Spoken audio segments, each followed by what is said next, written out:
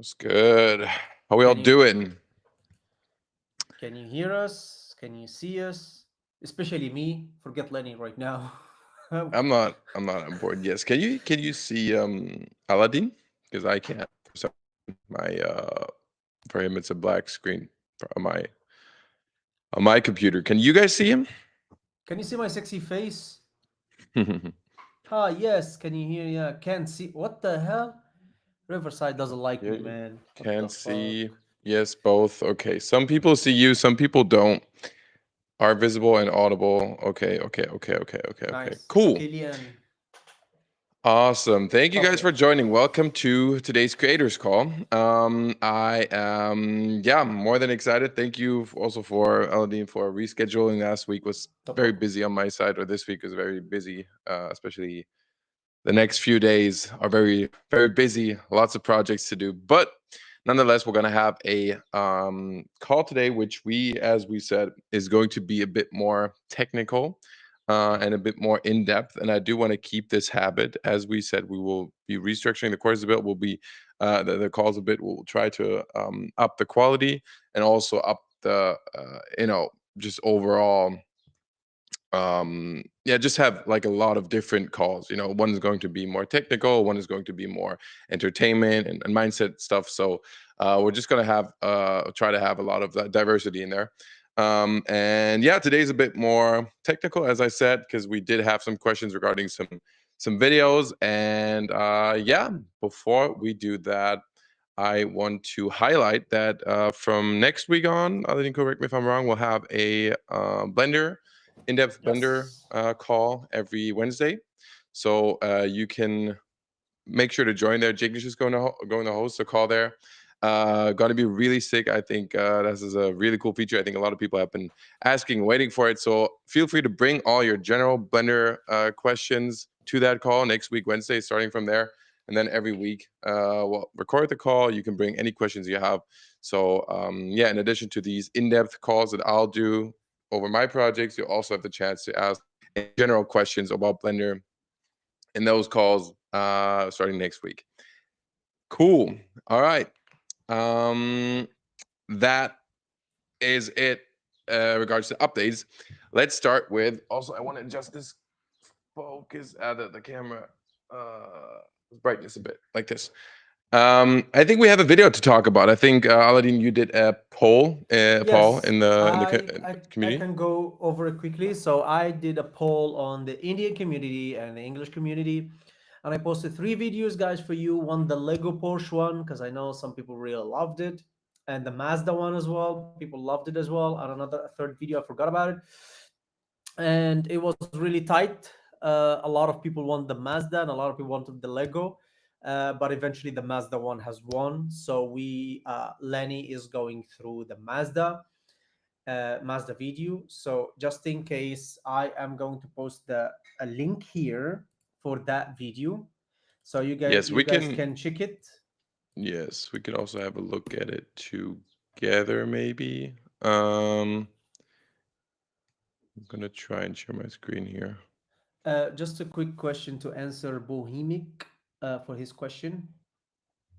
Um, Yes. so it says, brother, as a beginner who used to edit in mobile, from where should I actually start? So, brother, I would start personally. I would say is go over the After Effects, okay, and get a sense how it is, and work on the projects that's follow the steps there and all that stuff. Create some projects, and once you are creating some good stuff, and you like it, you get sense of it, then you can start after that learning Blender. To me personally, Premiere Pro, DaVinci, after CapCut or whatever, all of them, like I use Premiere Pro, but I use it for basic stuff like sound effects and all that stuff. So not really crazy, because my main and I would arguably say, maybe the community here can agree with me, most of the stuff that we are editing on After Effects and Blender, and the rest in Premiere Pro could be like just for sound effects. But of course, Lenny is the expert one; he can answer you. But just I from think that my was a personal really experience. good take, and I want to put my sense to that. I think when you're starting out and you come from a background of video editing, as in you're putting clips back to back and editing a timeline, I think, as Aladdin said, going into After Effects would be ideal, especially when you're trying to do like more complex edits and you're trying to manipulate your footage more. Because at the end of the day, you can do so much with After Effects, so much 3D work, so much everything in After Effects. Blender is very specific. It's obviously 3D. After Effects is more general. So think of it as your tool to manipulate your footage in a way. And I think when you do know the basics about After Effects, you're able to like think of different effects in different ways. And I think that is what, really sparks your creativity too, because you now feel like you can actually manipulate your footage in a way where you can do things that you couldn't do before. So I think just like Photoshop is like a super important like toolkit tool to have in your toolkit, and know the basics of After Effects. I would say the same thing. And if you're starting to go up there, get out of that just basic video editing, then I would say After Effects, yes. And we do have a course for that. I Yeah, let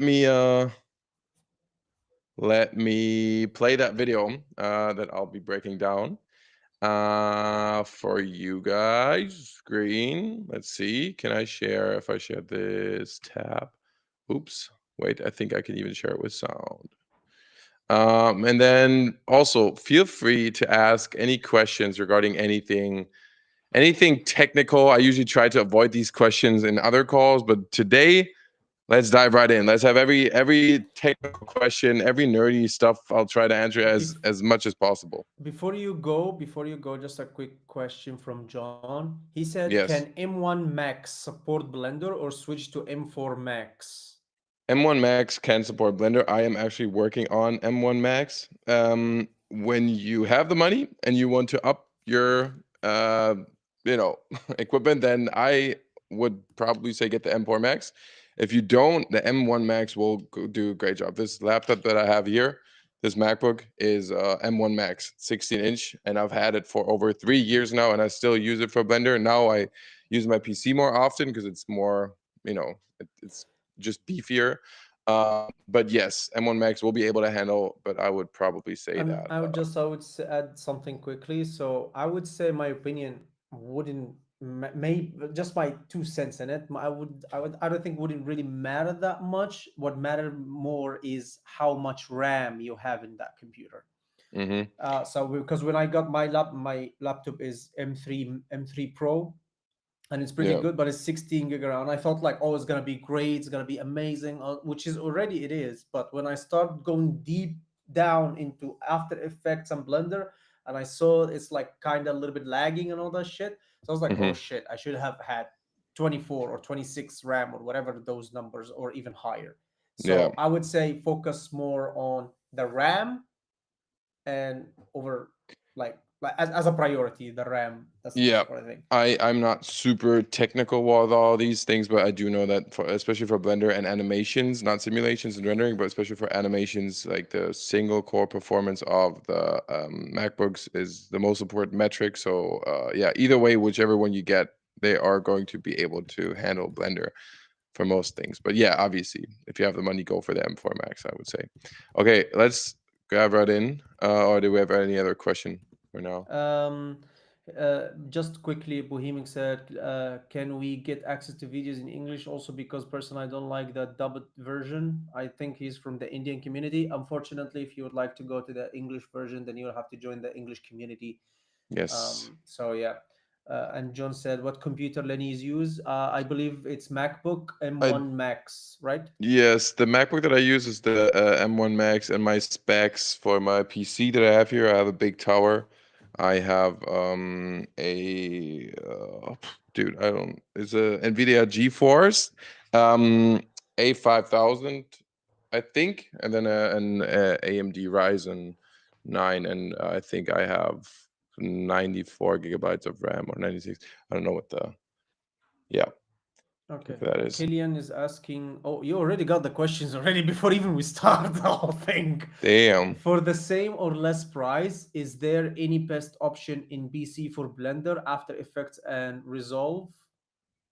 For the same or less price, is there any best option in PC for Blender, After Effects, and Resolve? Okay, here's something I just wanna, because I was in their situation. If you don't mind me, Lenny. Go ahead. uh, Guys, so in my opinion, I would say honestly, since I would say me personally, and also as Lenny mentioned, we're not really technical that much into the PC. What Hmm. I have done in order to choose my own PC, I had to go and try to understand some technical stuff in terms of the PC and what does RAM mean, what does GPU mean, and all that stuff. And based on it, what do they do? And how much do they need? And then after you understand all these specifics, the specs, go to the Blender website and Adobe website to know what are the requirements or minimum requirements for these softwares, and based on it, choose the laptop that supports those minimum, or if you have more money, then you can upgrade. So yeah, Yes. that's, I would say, that's the best, what the best option, and that's what I have done for me personally. So yeah. Yeah, try to maximize on the stuff that is important for the software and the use case you use. So because Exactly. especially when you do a lot of simulations in Blender, for an example, or you do a lot of, they have different parts of the computer are more important than others. But again, I'm not an expert. I have someone help me with this PC. He configured it for me. I have my laptop. But again, I'm not super nerdy and techie about all that stuff. So I just go with what I know a little bit about it, but I would not like to sit here and say that I'm the expert and I have like the best solution. I don't. But no matter what it is, I think a lot of people also big misconception. A lot of people thought that my G wagon video was like super heavy to render. I rendered that on this MacBook. I mean, this MacBook is really good. It was a very expensive Mac, but I still I worked on a MacBook and I rendered it on a MacBook and it worked and everything was fine. So yeah, it just comes down to how well you perform, like how you optimize your performance and all that stuff. But let's not dive too deep into that. Should we Okay. focus on quality On or quality or quantity? quantity content? I think the answer. Okay, well, apparently we're gonna have a bit of a Q&A session, so I'm gonna stop sharing the screen, and then I'll go dive in and open some project files. But I would definitely say focus on quality content. As seen on my portfolio, I have what, like 20 posts, 23 videos posted, 25 now. Wow. And yeah, that is enough for brands to be like, okay, this is a person we would like to work with.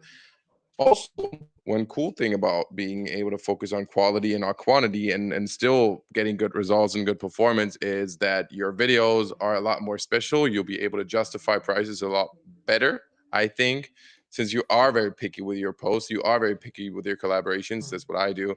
I try to get the maximum budget for the campaign and really try to yeah, also go all in on that campaign that results in better quality, better videos, better performance, more requests. So I can be even more picky. So it's in like an upward spiral. That's why I think um obviously focusing on quality over quantity is important, which does not mean that you should overcomplicate everything and you should not, should be too perfectionist about your work. You do need to post, and I do need to remind myself of that same thing all the time.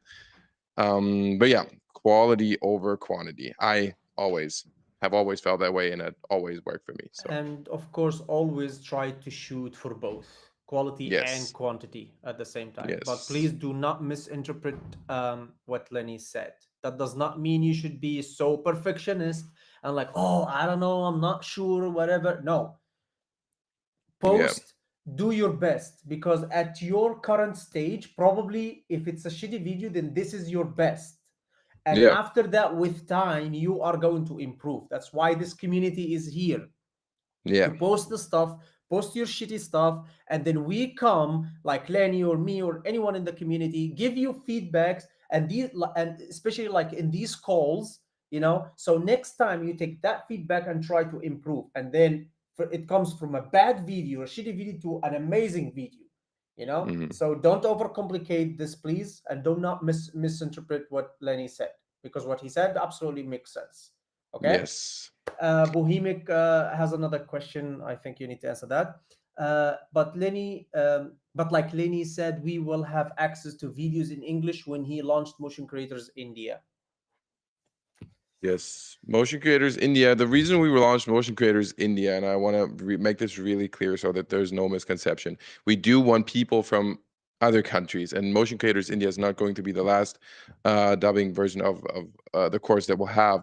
But we do want people from other countries to also have access to motion creators. But we do understand that there are certain like limitations on income and all that stuff. So we do want to make it fair and put that to different price to different markets. But obviously, if we are launching a product that is English, which is the original, then we will not provide that material in that other course because we're not duplicating the course. We're just giving other people in different countries access to it with a In dub their version for their language. country in their language. So again, Motion Creators India is just the start. We're also planning on Spanish, all other languages. We can do that with the help of AI. But yeah, I don't want to like justify.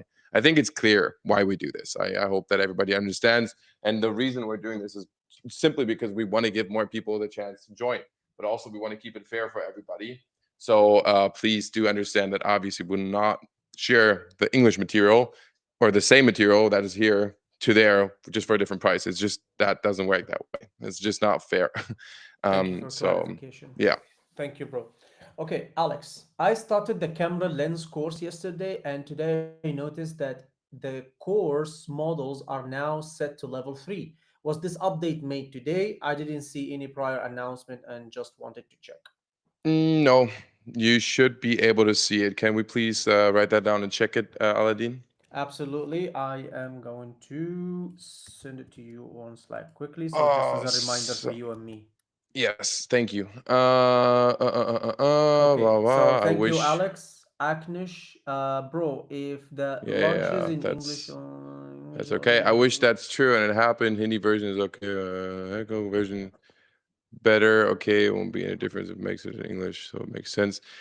But like, what's also get access to videos in English? Will there be a live session on how to make videos step by step, like Keanu's Creators Club? That would be very helpful. Yes. Uh,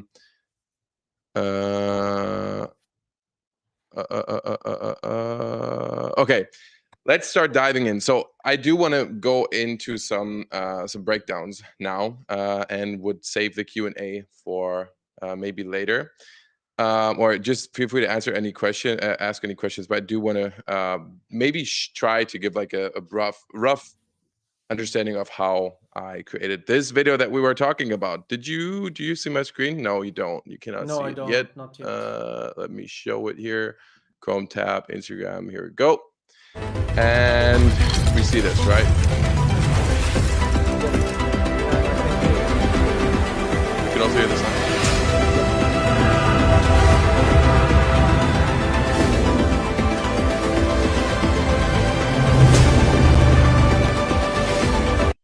Yeah. So that's the Mazda video that you guys wanted a breakdown for, right? Yep. Awesome. Cool. All right. First of all, it was a very fun project. I did have to look at a lot of restrictions on guidelines. That is what happens when you work with bigger companies. So they gave me a pretty big pre-brief of the whole thing, and it was yeah, it was a long document that essentially just told me that what I can do, what I cannot show, what the brand stands for, all that stuff.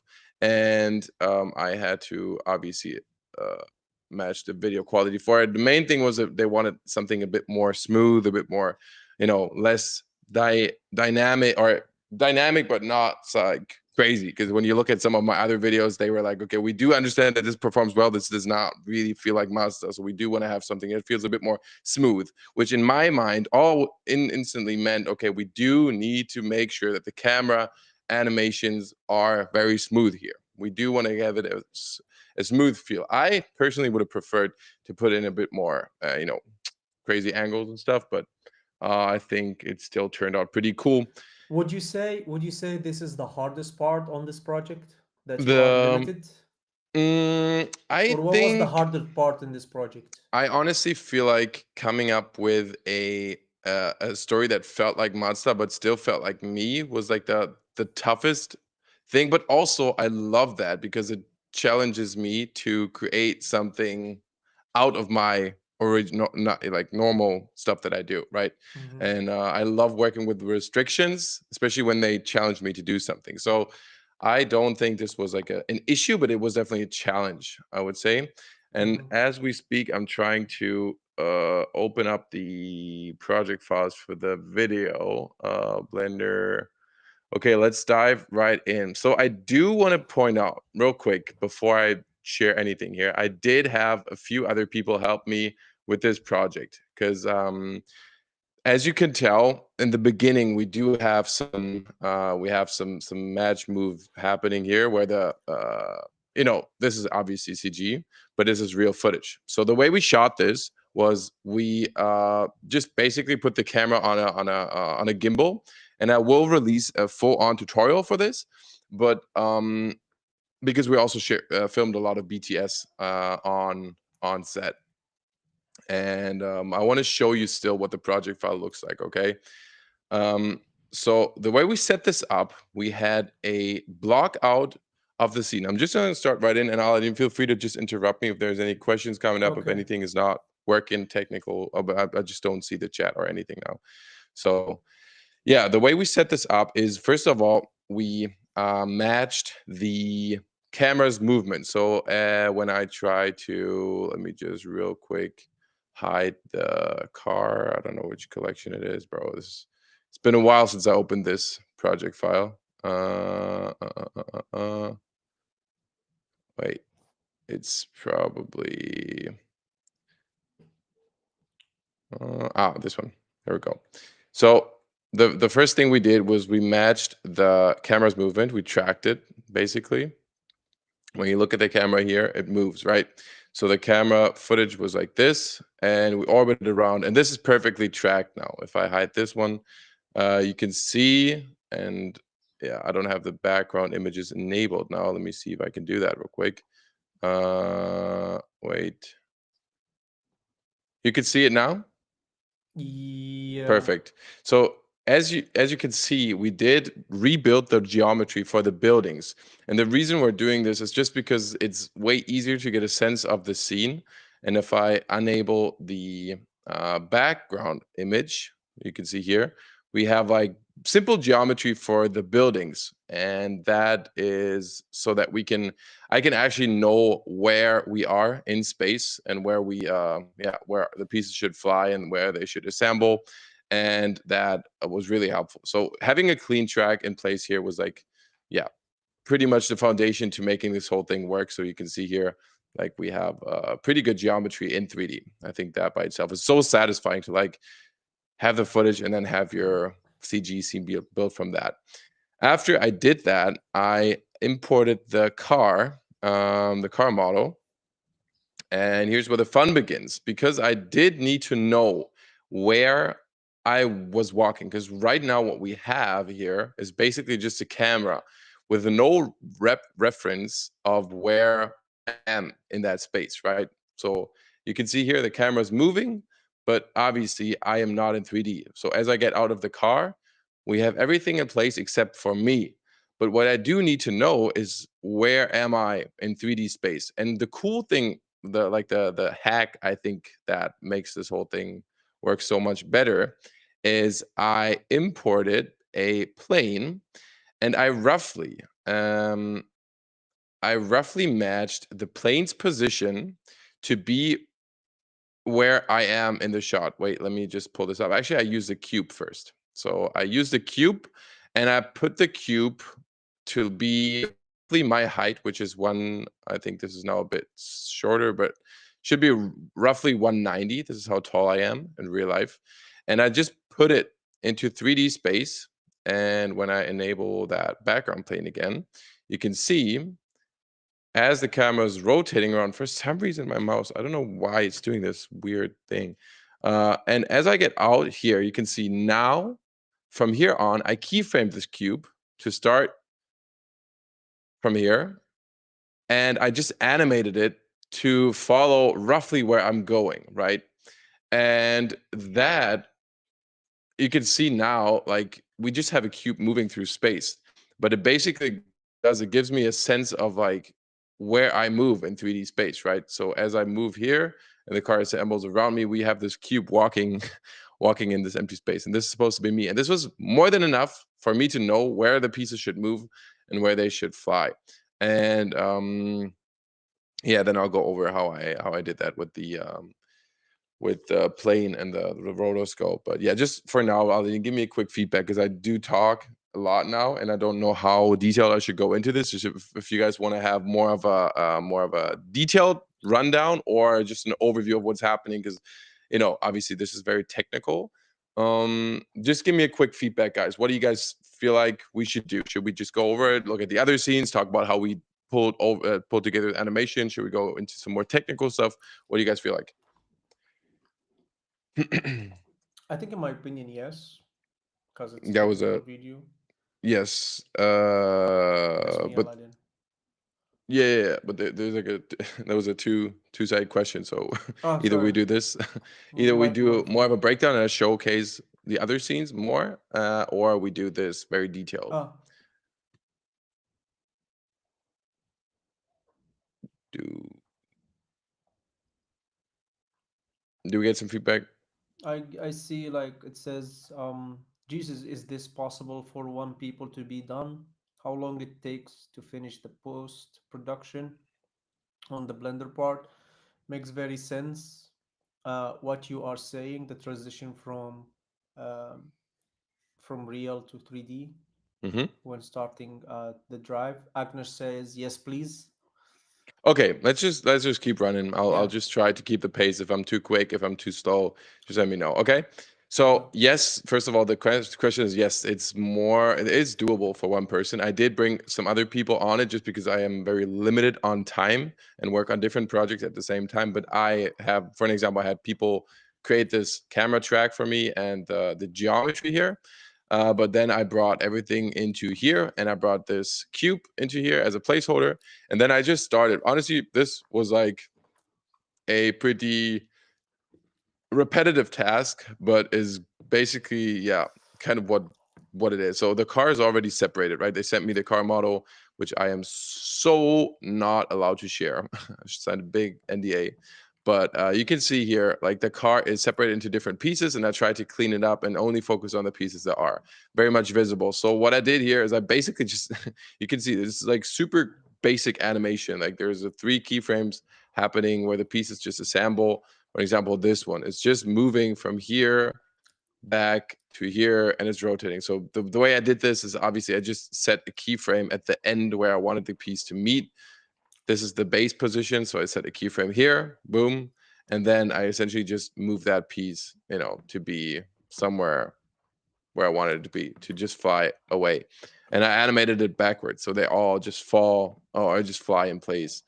And yeah, the cool thing about having a cube here is also when you don't look from the camera's perspective, you still get a sense for how the transition looks. Obviously, this is not clean, but you can just see like certain things need to appear before or other certain things, and also like what is going to be behind me, what is going to be in front of me. Yeah, so that makes it very easy to do. And the transition to 3D is actually really, I don't want to say it's simple because it's really not, but it's also like I don't think I did it perfectly, but what I did here basically was I want the camera to move through and use the car as a transition to full 3D, right? So that scenes that we see after that, after this initial transition that happened in the beginning, um, we have the rest is full CG. So this is mixed reality. And then as we move through here, this is now full CG. And I did have myself in 3D model. But yeah, all this is CG, and I wanted to use the car as like a Mm. way to transition between the shots. And that is why I animated the camera to be here. Actually, I didn't animate the camera at all, obviously, because it's tracked, right? So I moved the camera in that way, and I just placed the car to be in that position. So yeah, as I'm walking through here, you see the pieces assemble. I don't think I need to go into detail to do that because it's very repetitive. It's just keyframing, and yeah. then coming through here. And yeah, then I would like to show you how I animate the next scene, because I think this is a bit more interesting. Maybe not more interesting, but just different approach, because this is full CG, right? Full 3D inside of Blender. And I do not think, I'm not sure if I have the final version here, because I did send it to someone else for lighting. So someone else did the lighting for it. But we use an HDRI for that. And I just want to show you real quick my go-to technique when I do like car animations, because I think this is one thing that people think takes forever, but honestly takes me like, I don't know, 20 minutes to do. And I want to show you and fill you on how I do that. Let's just see if my Blender keeps up, if I can open the whole thing. So yeah, as you can see here, I'm basically starting the scene with the ending, with the like last frame of the first scene, right? So remember, this is the first scene that we have here, and this is the last frame we have here. So this is naturally going to be the first frame here, and we have the same movement. We follow the same movement. And what I'm doing here is I basically I didn't even use a rake for this one, for the car. Basically what I did is I separated the car into different groups, and the empties are working as, controllers for the car. So we have one empty that is here, that is basically, which is maybe this one.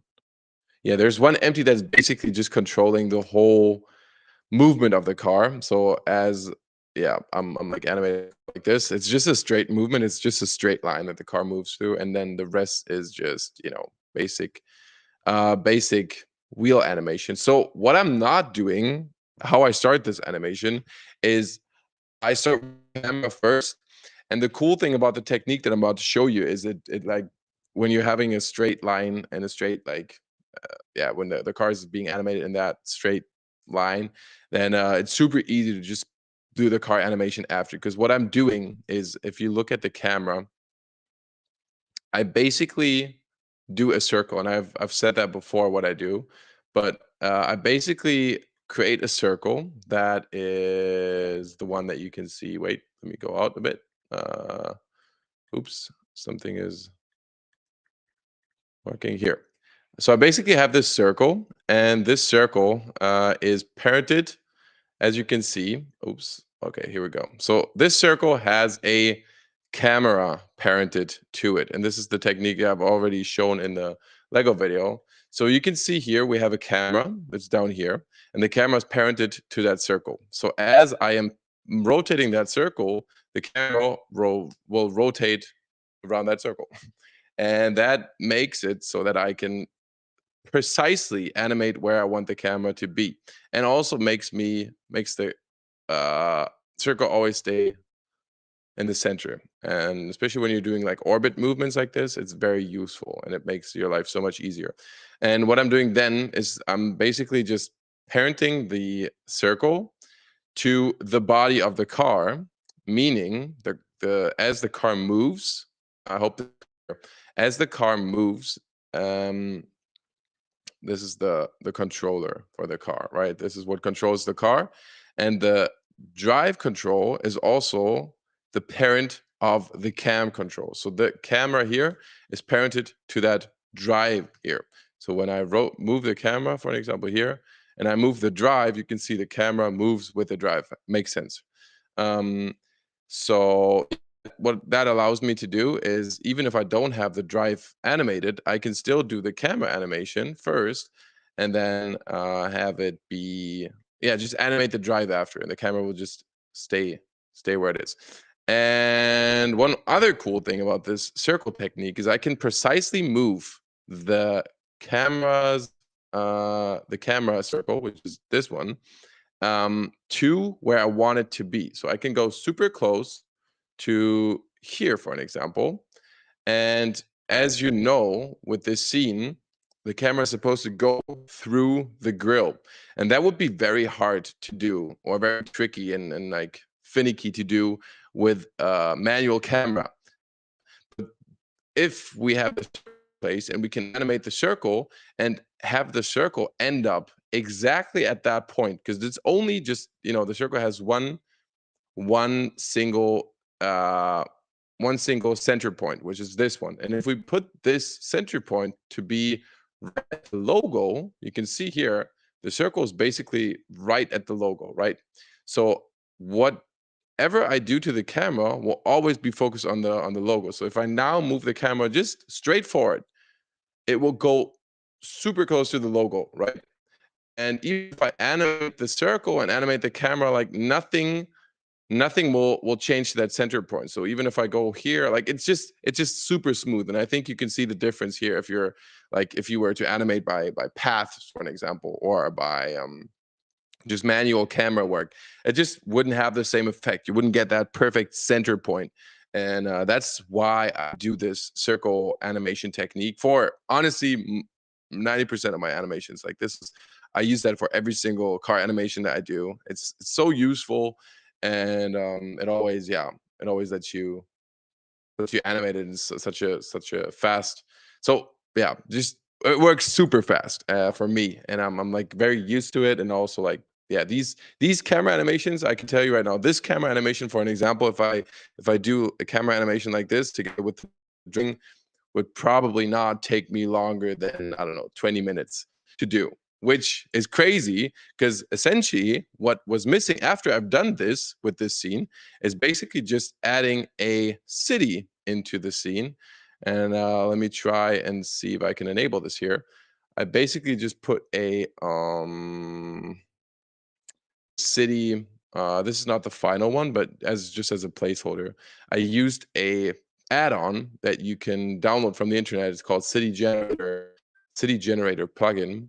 And by clicking on this one button, I've shown this in one other video. By clicking on this one button, it basically lets you import this whole city, and you can move this whole city, and you can change the of the city, and it's all procedural. So if I now, for an example, say I want more buildings, I can just go to edit mode by clicking on that one, on that city, and I click on these two edges here, for an example, and I click E and Y to extrude it on the Y axis, and I click here. You can see we're getting more buildings. And if I now rotate the whole thing on the Z axis, you can see our buildings are also being rotated. Now, if we go here and we extrude on this axis, you can see, like, we can be very we can just build a whole city in seconds. And obviously do need to be a bit like careful with it, because it is very performance heavy. But he's also released a new version 2, which is a bit more performance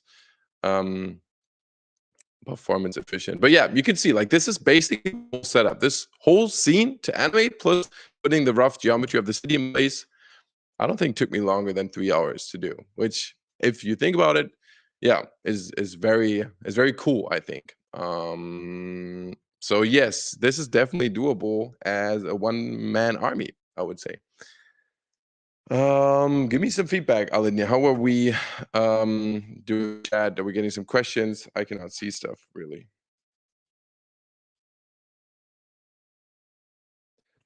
Oops. Wait, I cannot hear. Are you muted, bro? Oh, yes, I'm muted. Sorry. Yes, I said we do have questions. All right, let's go Yes, for it. sorry. Lots of questions. So Akankish said, I hope I'm pronouncing your name correctly. So sorry, bro.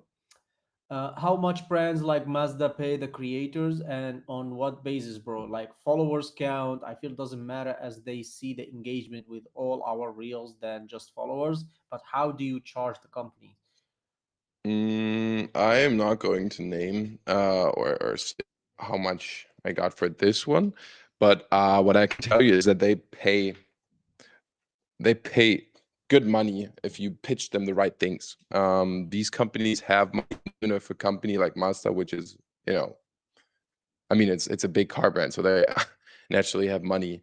They will be willing to pay for what is required. And if I can, and that's, I think, the reason, or one of the benefits I have as a CG artist, is because I have complete control of how much work I put into these videos, right? I can be very efficient with my workflow. I can spend a lot of money and time on other people for more traditional pipelines. So essentially, what I can do, because they don't understand like anything about 3D, right? And if I can be the one who's like the expert and tells them like this is the money it costs for us to produce this thing, it's still lower compared to studio companies who would do an advertisement of that quality for, say, I don't know, 60, 70, 80, 90,000 euros. I can come in there and charge a lower price than that. And they will still be like, okay, this is more cheaper. This is more efficient for us because we get the engagement, we get the, so there is money to get there, but you just need to know what to pitch them and like what, how, like what's interesting for them, right? And if Mhm. they have a certain budget allocated for a certain campaign, they are more likely, they are willing to spend that money. They need to spend that money. This was the reason with Mazda, like they had to spend a certain budget within that period because they had to like get rid of it. Otherwise, it would just, they have allocated budgets. Is the good thing about working with big companies. So I don't know what the initial question was. I forgot the initial question, but yes, they how do you charge? How do you How charge do you the judge companies? based Yeah. on followers count Yeah, I or? mean, obviously for me, I charge about based on the end results. We have a contract in place. The contract states we create two videos. I created two videos for them. One of them will be co-posted on my account for maximum engagement. One of them will be just posted on their account, and they use it for paid media. They can use the video and play it everywhere. So you see what it's not just about that one video that they get, and it's a nice video, but they see the long-term effect. Obviously, if I post it on my portfolio, a lot of people will see it. If they share it on their brand's portfolio, probably a lot of people will see it, and they can use it in paid media and just make more people see it, right? So they're paying for the long term. So that's why I can Great. charge better prices. Bohemic says, how long will it take to make videos like this as a beginner? It depends, bro. Honestly, like I would say, with the right like workflow in place, with the right like when you focus on on learning the right things, I don't think it will take you that long. Honestly, I mean, obviously there is like I have worked in 3D for a while now. I've done animation for a while. I know a lot about F curves and like how to do animations and all that stuff. And it comes from experience. So for me, obviously, it doesn't would probably take longer for someone else who's starting out. But I would say don't feel intimidated by the challenge of it, because as you can see, I hope obviously this is a bit more complex, a bit more technical than just one click solution here, but still, when you think about it and you think about how long maybe some people thought this took me, I think they're way off, because I don't think a lot of people really know how much time it takes me to create these videos, and I think it's a lot more than it actually is. So I think as a beginner, yes, you can definitely start creating stuff like that. Maybe not in that quality, maybe in that quality, maybe in better quality. I don't know, depending on you. It's hard to answer that question, but honestly, feel like just go for it. Awesome. Bohemic is asking again, can you make a tutorial series where you like learn to edit the videos from the beginning and also learn about the mindset and other things? hmm I mean, this is basically what we're doing with motion creators. So I would say yes. I mean, we're working on in-depth tutorials. You have in-depth tutorials already. We have a complete mindset and course and how to sell your skills module, which will be updated. But feel free to check it out if you haven't checked it out yet. It's in the community, and if you're in that call, I think you are already also a part of the community. So feel free to watch it. Awesome. So I can Kish again. Um, I think it's a more of a statement, but I have a bit comment on it if you don't mind. hmm New to Blender world, so it's a bit confusing. But I feel firstly we need to focus on mastering basics Blender for all of his points to make sense perfectly. But yeah, way to go with the creativity, bro. So, bro, so far from my limited experience with Blender and also seeing Lenny what he's doing and all that stuff. In my opinion, I think all what he's doing is basically basic.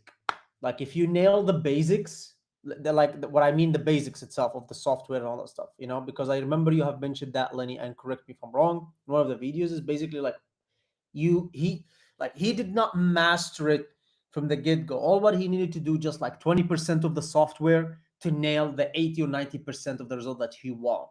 Okay, Yeah. so basically if you nail down the basics you can do pretty much what he is doing, and with time you can maybe increase, because like it's basically I remember there was a quote or someone who said on social media about about creativity, and it's basically creativity is basically nailing down the basics. Mm-hmm. Because once you nail down the basic and you do it 1,000 times and 100 times, because if you think about it, you go see a video or whatever, something in the industry, and you see, oh wow, it is creative. But if Mm-hmm. you break it down, it was not really creative. It was just some basics. He nailed down the basics and then added the cherry on the top, Yeah. if you want to call it that way. I think for me, what makes, because again, there's so many people, there are so much, and I want to try to run because we have a lot of other questions. I try to like go Yeah. over each question now. I want to say to that point is you're right, Aladdin, but I do think also like what sets you apart is how you use a tool, right? It's not about like being the most skilled technical person, but because I'm by far not, but I do know what makes a video cool, in my opinion, which is a cool movement and a cool flow and a cool, like, it doesn't need to be all perfect, doesn't need to be all right. It just needs to kind of look cool. And I think I know how to make things look cool, I hope. And that's how I try to use the tool. Because if I try to use a tool in a way that is maybe I don't know, technically more correct, but looks less cool, I will not use it that way, right? But Cool. yeah, let me just go over Tommy, some more question. Yeah. how do you use graph editors in Blender? I feel like Yes. it's a bit harder than After Effects. In After Effects, it's like easy easing and doing the speed graph. But Yes. Blender, yeah. Let me, I But want to show my screen because this is something I want to really want to, because I think this is one of the most important things for animation. And I do want to show this in a second on my screen, okay? But I do want to go over some other quick questions because this may take a bit longer. Tommy, I'll get back to your question in a second. So Alex said crazy was to animate the camera while the car was staying still, and then just animated the car to move because the camera was parented to it, right? Exactly. That's how I did it. And it's so much faster. It really gets the job done so fast. And I always try to go the most efficient way. Jesus, this is so crazy. Good to see so much detail. I don't think it's not that much detail. What about the logo transition? We end the clip there, and then the keyframe a black solid to match it. What about the logo transition? We end the clip there. What logo transition do you mean? Do you mean for the Tommy? Do you mean for the Mazda video? Um, can we get more into detail about the Lego transition? Yes, we can do that in a second. And John said it feels like a $300,000 project here in China. Yes, I mean some companies charge that. I certainly did not for the and yeah, but the thing is that these companies have these budgets. It's just a matter of like, are they willing to spend it? And I think I could have charged more for the Mazda project because do think they had like pretty decent budget for it. I think I still undercharged, even though I got paid good money. Um, but yeah, I think in general, it's just a matter of how you pitch it to them. Bro's the reason I'm learning Blender, and I believe great things are about to happen. It's just a matter of time, trusting the process. I love that, Ayman. Tommy, yes, the Mazda, you ended with a clip with the cam going below the logo inside of the car. Then after we see the city. Yes, exactly, with the grill. I wanted to go over that in a second. We could go over it now.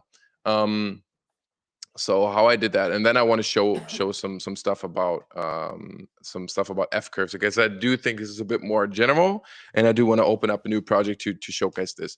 I know this call may be a bit longer. Let's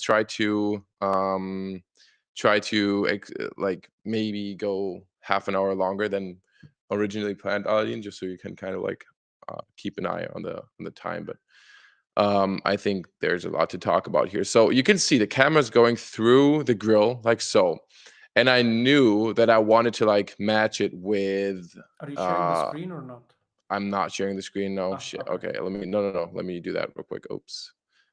My bad. Sorry guys. Okay, here we go. So as the camera is going through the grill, you see it now? Yes.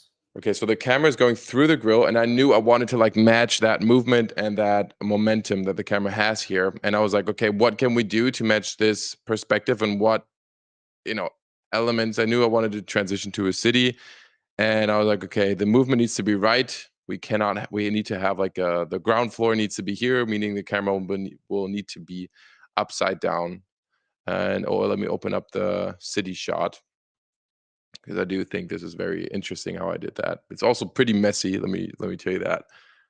What I did here is I copied the camera, just the camera, from the original project file, okay?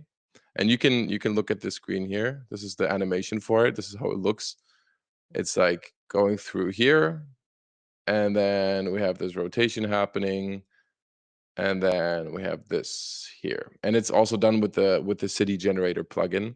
But the cool thing, what I did here, because it matches the perspective perfectly. Now I closed the wrong project file, but um uh, uh, uh, uh, let me just try to open up the right project file again. 1 second. Blender is loading. Basically just copied the camera, the circle with the camera that was parented to it, and I brought it into a new scene. Okay, so I hope you can follow what I'm saying here. So I basically just copied this circle, or the let me try to show this a bit better. So this is the project. This is the original project. This is the movement we have for the camera, right? So the camera circle is parented here, and it's moving with the car, as we said. The new car. Let me try to. I'm sorry if this is a bit unorganized. I try to like do it as I talk and showcase you and show what I'm doing here. But look, the camera is parented to that circle. I said it like 5 times now. So the camera is parented to that circle, and it's parented to the car. And what I did here is I basically just copied the camera, the circle with the camera parented to it, to that new scene, and basically parented that back to a another empty, and scaled that empty up. So what that means is the camera will have the same motion, the same angle, the same speed of animation as in the other one, but it's a whole new scene. It's a whole it's a new project, and it's a different scale. So I can bring in these city elements to be at the right scale.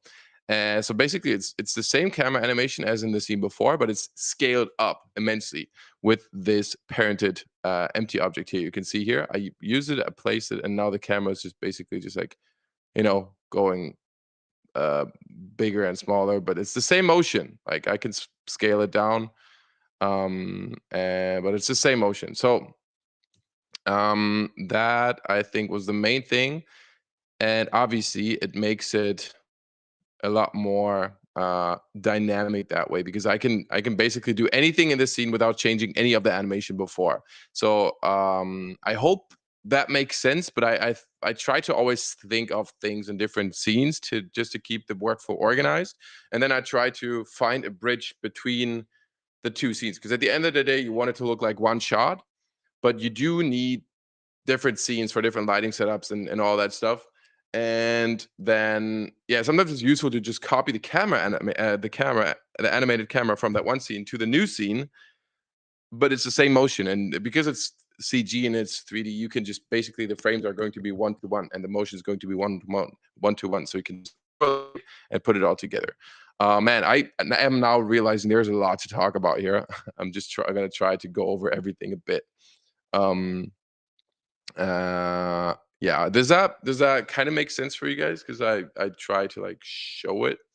um so basically this whole animation here was copied to that other scene here, and yeah, then I extended that animation to match with that new scene. um all right, let me open up a new file and talk about some basics of F curves, because I do think this is good to know in terms of like basics, and how to animate. Let me set up a new cam. Let me set up a simple scene here. So we're going to put in a cube, and we're going to add in a circle. This is how I do the camera setup. Okay. We have our object of interest, which is the cube. Then we have the circle. We rotate the circle on the y-axis. Yeah. And then we also add a camera, and we move the camera back like so. And let's rotate it to be focused directly onto that circle, like this. Here we go. And let's make it a 9 by 16 format. And now we're going to parent the camera to the circle by pressing Control P. And now we have this setup. The camera is parented to that circle. The circle is in the center of the scene, and we are now focusing on our cube. Let's try to understand some basics about F-curves real quick. Basically, what F-curves are in Blender, you can, if we do 2 keyframes, okay? We set up a keyframe here by pressing I, and we want to rotate the camera around the circle 360 degrees, meaning camera will now rotate around the circle in one full motion within 70 frames. And it will move like this. So we can see we have our scene and we have the camera rotating around the circle, because the circle is parented and is in the center of the scene. The camera will naturally have the focus be on that cube. Now let's start going into our best friend, the graph editor, which is where the magic really happens. And you can see now we basically, if we scale this down a bit and we click on the circle, which is our animated object, we have a bunch of different properties here. And these are basically, and that's why I like F-curves a lot better in Blender, because they are way more precise and way easier to understand, I think. Because what you have here are different curves for different values. So right now, the only value we're changing is the X rotation, meaning the, wait, actually, it should be the, wait, was it the, oh yeah, it's the X rotation. So it's rotating on the X, the X value is rotating.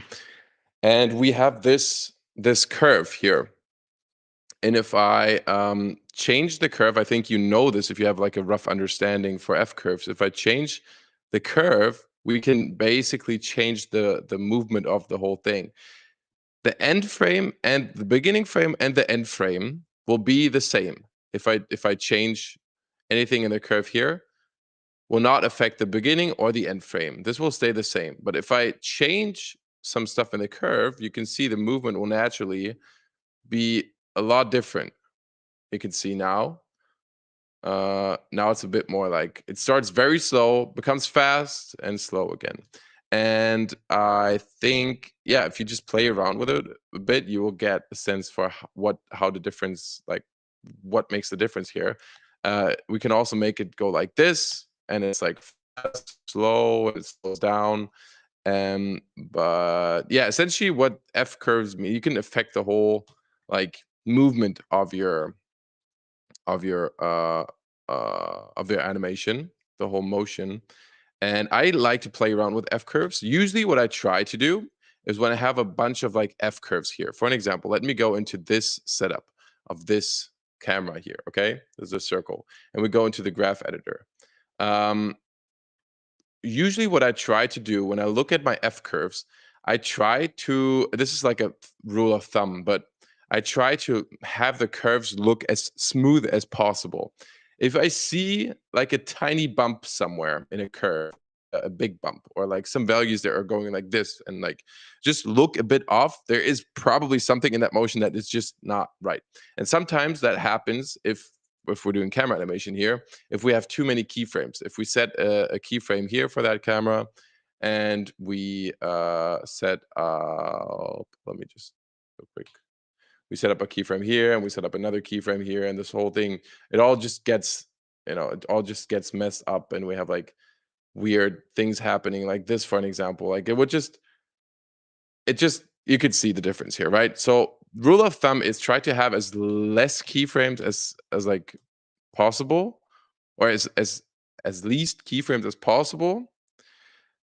The less keyframes you have, the better. And try to work with like the curves and the curviness and these Bezier handles here as much as possible. Because at the end of the day, if these look smooth, most of the time your animation will look smooth too.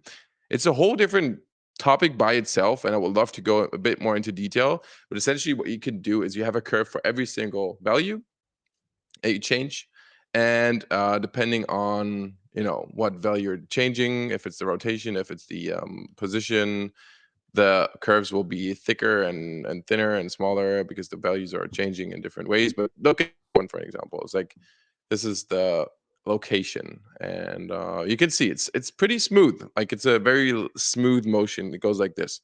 It would be different if it was like, I don't know, this, um, or like, I don't know, something was like messed up in some ways, and I don't know. You can see the difference here. Like this would obviously not work. I hope this is like a good.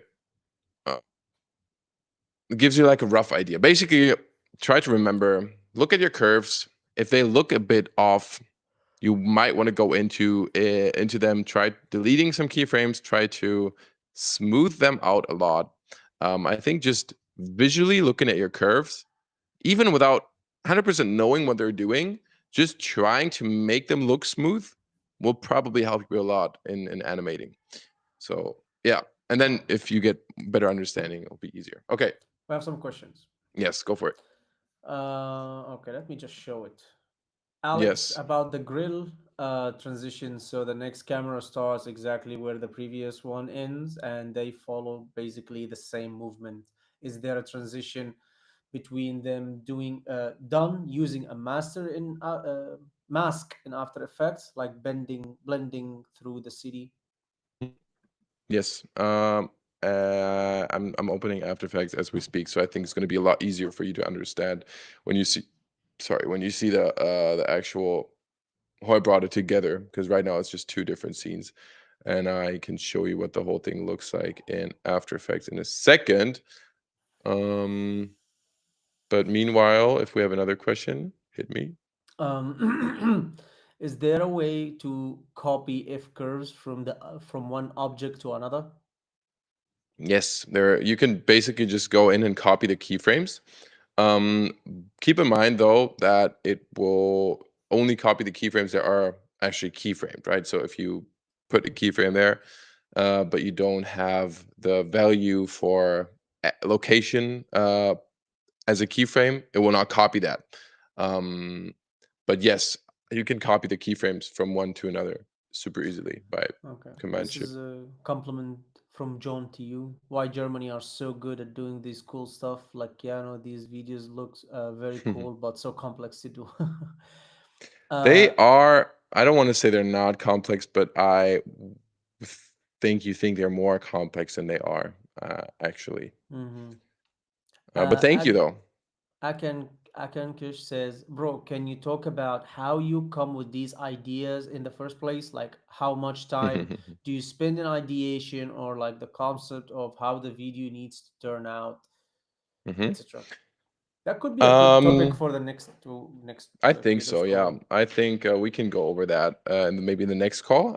Overall, I would say I spent most of my time now coming up with cool ideas, trying to come up with cool ideas. It's not true, actually, but yeah, I spent a lot of time on cool ideas and think about cool ideas. And this is something I don't do. I would not.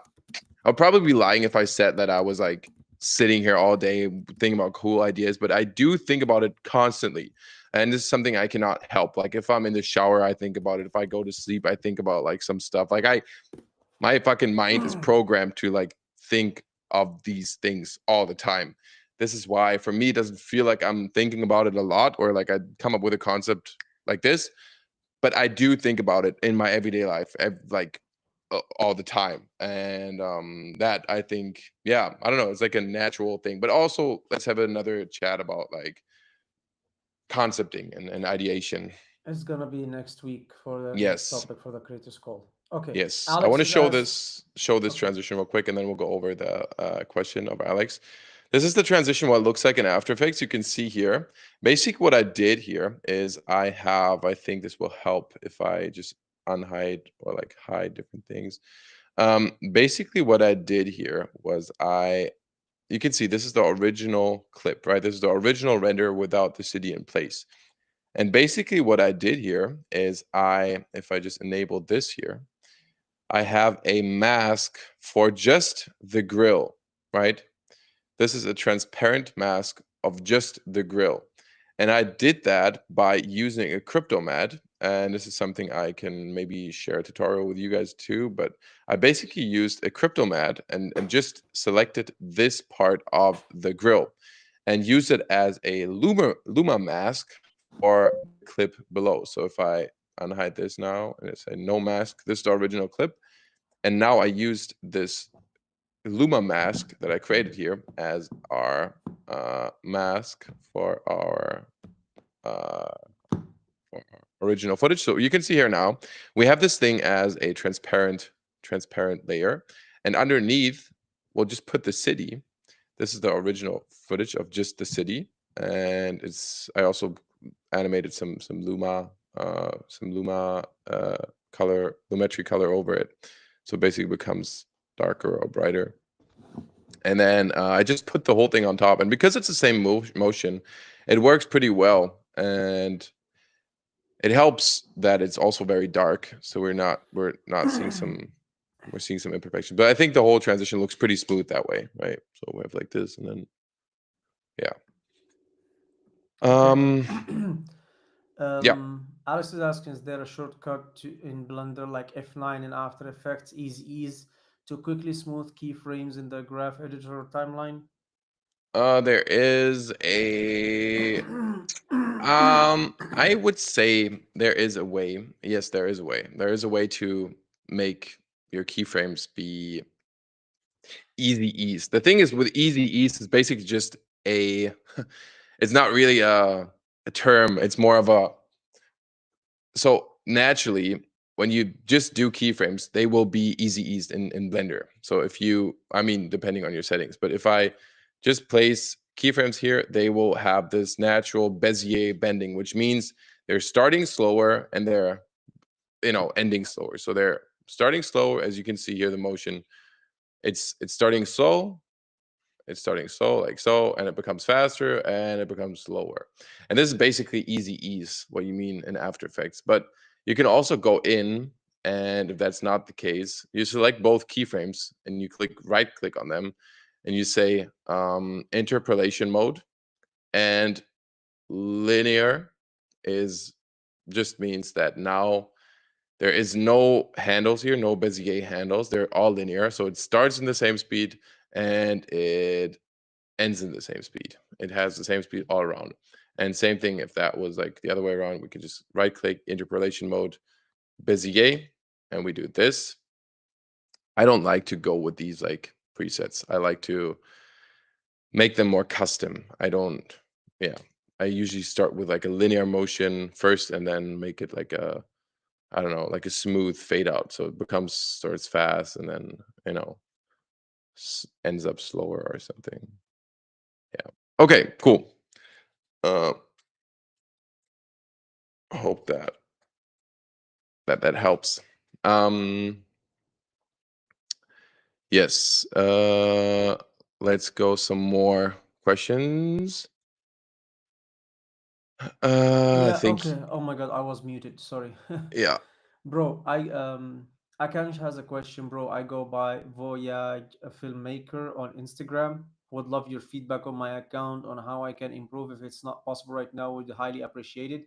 That can be Hmm. it for the next call because right now let's keep it Yeah. for the technical one. Yes. So yeah, for next call, please remind us in the chat, Hmm. and yeah, we'll be happy to go over your Instagram, or Lenny will be happy to go Yeah. over all your Instagram, just to keep it like tight. And also we are over the time right now. Yes. It's 7:12. Hmm. Okay, Ayman, quickly. Let's keep it quickly. Ayman, can we talk in the next call about the lighting and Hmm. how to make the scene look more real? Yes. That can be a topic for the week after the next week. Hmm. What do you I think? like that lighting tutorial. I would like to do that. I'm not the best at lighting, but I would like to share my tips and tricks on what I do. Okay, I'm gonna put it here and I will send it to you for the week after next week as a topic. Hmm. Perfect. Okay, Again, Akankash, also love your new ad though. I almost got shocked watching my face. Thank you. John, after watching this call, I feel like my investment is so worthy. Just got in few days ago. This is mind blowing. Nice. I Thank love you. that. I I love will that. love that. Thank you very much. Okay, Bro, let's guys, go. also, I would highly appreciate, this is a personal request from my side. If you feel that way, feel free to post that on your story. I am 100%. I'm so grateful to hear that I'm like actually trying to like, I'm actually trying to help here. And if I get the feedback that like people like I'm actually helping people, I would be more than happy to just see that and share that to the outside, because I just want to help more and more people at the same time and bring people together. So if you feel that way and if you feel like these calls make a difference, what makes it a huge difference for me is if you could just make a quick story post. We can share it on Motion Creators. We can share it as testimonials. If you have like videos of you guys, like anything you share, we'll repost and share it on our profile. Honestly, I would highly appreciate that. That means so much. So if you feel that way, if you like I don't know, make a recording of the call right now, post like a nice text to it, tag Motion Creators, will repost it. 100%. I Yeah, that would be such a big thing for me and us. Thank you so much. Nice. All right, the last question. Alex, thank you for going longer today. In the camera lens tutorial, you made a polycam scan of your 3D character. Is there a way to animate that with Mixamo and also Yes. animate the hand movement like when you throw the lens up? Yes, honestly, there is a way to do that with photo scanning, but I have a really cool add-on that I would like that I'm working. I have a upcoming project right now that I'm working on. It's for an MMA. It's a second video for Brave, so the second MMA video. And it basically there is a plugin for you to create photorealistic and copies of people in Blender with like a few tweaks. And I think this is so much better than photo scanning because you can actually customize the things and you can actually have like detail on the fingers and like have them be animated and all that stuff. So I will share that with you guys after that video is done and go over a whole character animation part series.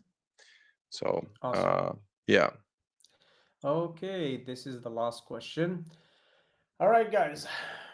Thank you very, awesome, very much. awesome. I Lenny, know. thank you so much that you are giving all these details. It was I really, really very See, informative. I would be happy to give more. I just realized that 1 hour is definitely not enough to like, because I was thinking of we do another breakdown for the Lego in that one call, we do another Porsche breakdown and all that stuff. But it's just like 1 hour is not enough. But if you like these sessions, guys, and you actually think you can take away some stuff from this and you learn stuff through that, just let us know. Give like more questions and more questions. The more questions we have, the more efficient we can structure these calls. And for the future, I'm more than happy to have them longer. This takes little to no preparation time on my end. I'm just sitting here, I'm answering questions. And if you guys feel like that makes a difference and it helps you, then I'm more than happy to have that as a reoccurring thing. So yeah. Nice.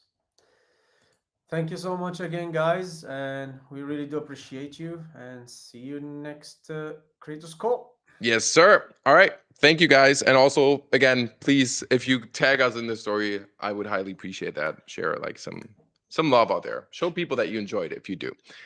Awesome. All right. Thank you guys so much. We'll see you next week. Post your questions, post your portfolios, and I'll get back to work. All right. Thank you so much. See Thank ya, you, Aladdin. guys. Bye bye. Bye.